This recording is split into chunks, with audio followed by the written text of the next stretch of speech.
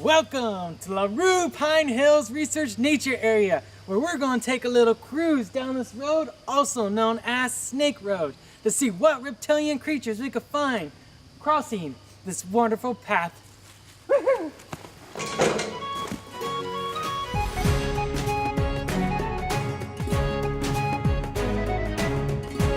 Located in a national forest, Snake Road is nearly 3 miles long and it's home to more than 1,200 species of plants and animals. While exploring this road, keep a sharp eye out to see what critters you can find alongside the road or basking in the sun.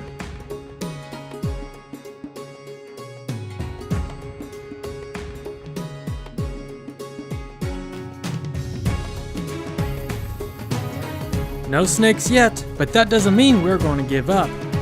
Besides, we have a long road ahead of us. This rocky path gets its name due to the biannual snake migration that occurs every year, in which the road is closed to vehicle traffic in both the spring and in the fall. In the spring, reptiles leave their winter dens up in the bluffs to travel across the road to go to the swamps where they spend their summer. And when fall rolls around, those reptiles leave the swamps, travel back across the road, and return to their winter dens up in the bluffs. Snake Road is home to all kinds of herps, ranging from frogs and toads, salamanders, lizards, turtles, and of course, snakes. Still looking for snakes. And of course, we found one.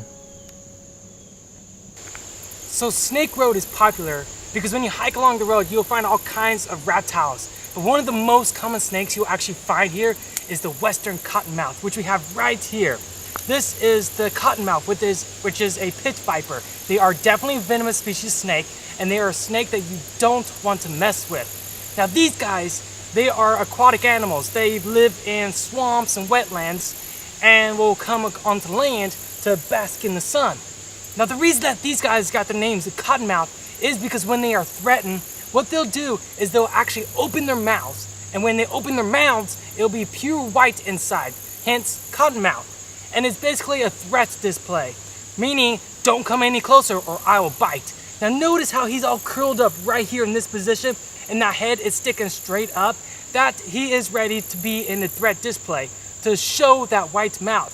So if I were to move around him, get his attention some. Keep an eye on that mouth. He's watching me.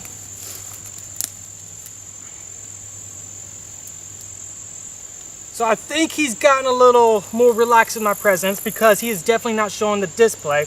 Now you may be also thinking, why am I not trying to pick him up? Well, that is because Snake Road is a natural research area and it is definitely a no-touch zone. And of course, I don't have any permits. So basically, this is an area where we just come and check out these cool animals, maybe do some filming, do some photographs, and just admire these beautiful animals, such as this gorgeous cottonmouth, who is basically just sitting here watching me right now. And I'd say cottonmouths are one of my favorite vipers here in the United States, and they are definitely an amazing animal. Sadly, it's time to leave this beautiful snake so we can continue our herping adventure. We have now reached the end of Snake Road. So the best thing to do is turn back and do it again. And that's exactly what we did. So if you look right here in the grass in front of me, basically from here to over here, we got another snake. This here is a Mississippi green water snake. Now, at first glance, you may confuse this guy with a cottonmouth, but this is actually a colubrid, not a viper, so they are non-venomous. And you could easily tell that this guy is definitely not a cottonmouth is by the shape of the head. As you notice on this guy, the head is rounded, as with the cottonmouths, they do have more of a diamond-shaped head. So, right here, Mississippi green water snake, a non-venomous species of snake that can be found here on Snake Road. One of the many reptiles that can be found here along Snake Road. Beautiful snake. Notice how it sits there motionless as it's trying just to blend in with the environment and confuse predators, thinking that it's like a stick or something. But when it doesn't move, well then the predators won't assume that it's alive and may just walk right past. And I have to say, I almost did just that. Alrighty, well, let's leave this guy here and let him continue on his adventure while we continue on ours and see what other critters we can find here in Snake Road.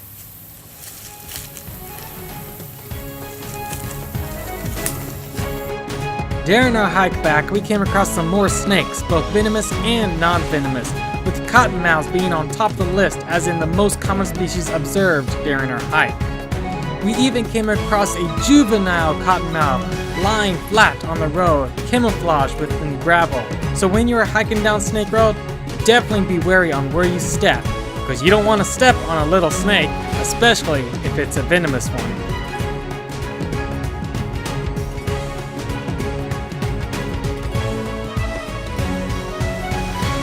So there you have it, folks, Snake Road. If you are ever interested in a nice, simple herping trip, definitely come here and visit Snake Road and see what kind of critters you can find. For my final performance today, before we depart, I'm gonna juggle black walnuts.